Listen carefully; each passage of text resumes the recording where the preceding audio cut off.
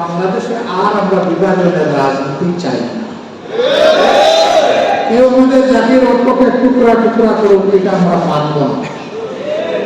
আমরা চাই আমাদের জাতি জাতীয় স্বার্থে ঐক্যবদ্ধ থাকবে, দল মত ধর্ম ভিন্ন থাকবে, কিন্তু জাতীয় স্বার্থের ব্যাপারে আমরা সবাই আকর্ষিত। এই জায়গায় আমরা কারোর সাথে আকর্ষিত। এর উদাহরণ দুনিয়ায় ঘুরে ঘুরে আছে। ইনশাআল্লাহ আমরা পারব। আমরা বলেছি এই দেশে আমরা মেজরিটি মাইনরিটি একেবারেই মানি।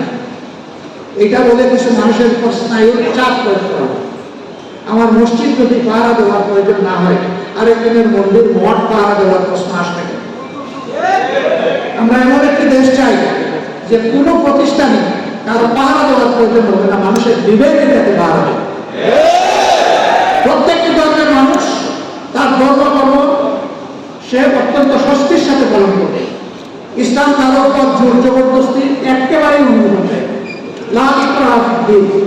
দিনে কোনো বাড়াবাড়ির চাপাচাপি চলবে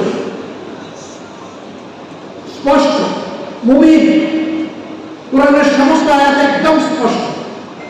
এর চাইতে মানবতার জন্য কল্যাণ করার কিছুই নয়। তবে আমরা ফিল করলাম যে সব সমাজে কিছু চালাক দুষ্ট মতলববাজ থাকে। এই জন্য পরদিন থেকে আমরা শুধু একাই সমস্ত কওমি মাদ্রাসার ছাত্ররা নেমে এসেছে রাস্তায়।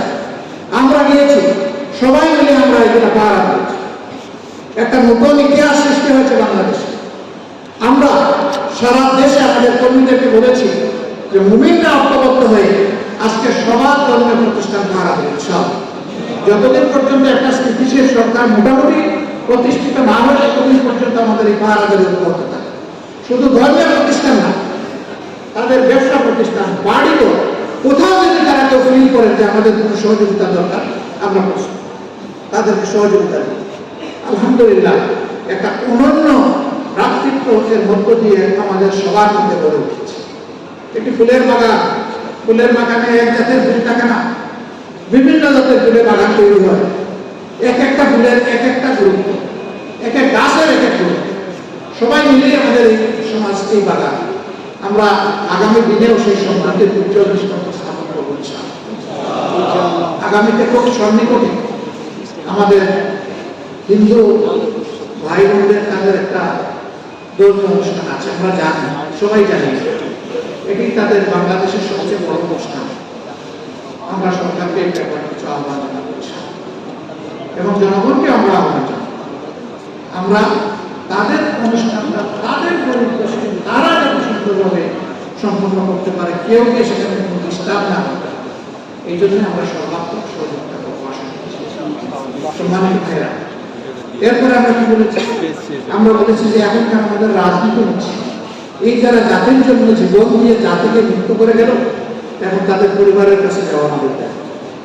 আমরা সারা দেশে যাখানে যা খবর পেয়েছি শহীদ পরিবারে, আমরা আমাদের কর্মীদেরকে বলেছি দেরি করবেন না, ছুটে তাদের দোয়ানে সৌভাগ্যবান হন, তাদের সাথে দেখা করে।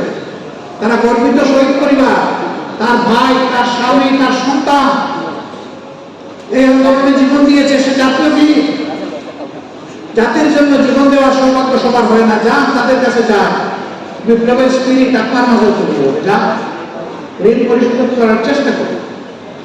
আমরা টাকা পয়সা দিয়ে কারো জীবনের সমস্ত কিছুর সমাধান করতে পারবো না, কিন্তু কলিজার একটু ভালোবাসা দিয়ে তো পারবো তাদেরকে। এই জন্য আলহামদুলিল্লাহ সারা বাংলাদেশ আমরা চষে পেয়েছি, আমাদের কর্মীরা সহকর্মীরা চষে পেয়েছে। এরপরে আমরা বলেছি যারা আহত হয়ে কাতরাচ্ছে হাসপাতালের বেডে কিংবা বাড়িতে, তাদের পাশে আমাদের দাঁড়াতে হবে। এই সংখ্যাটা বিশাল, হাজার হাজার কয়েকশো মানুষ তাদের দুইটা হারায় ফেলছে, ওনার চোখে